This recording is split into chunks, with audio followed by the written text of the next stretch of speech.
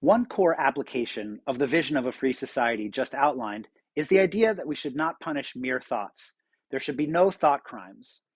A liberal criminal law assumes you have a right to a protected sphere of private thought. It's essential for moral education for you to be able to think freely, even to be able to consider unpalatable ideas so you can weigh their pros and cons and figure out for yourself why these ideas should not be put into action.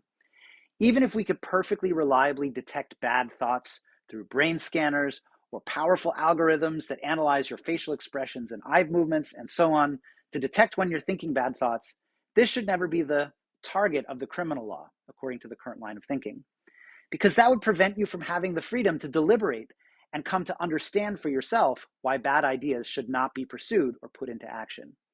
Education and individual responsibility, to say nothing of privacy and personal freedom, would be hugely threatened by laws that punish mere thoughts by themselves without any accompanying action. This is one of the most widely accepted principles about the criminal law in a free society.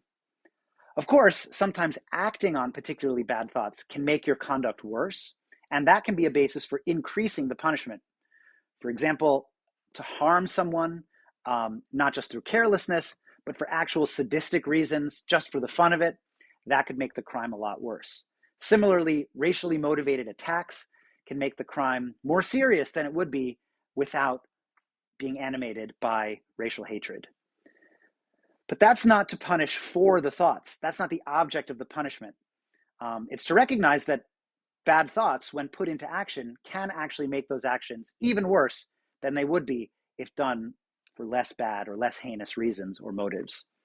So that's one application of this idea of a liberal vision of the criminal law in a free society. And we'll go on to consider some more in the next few videos.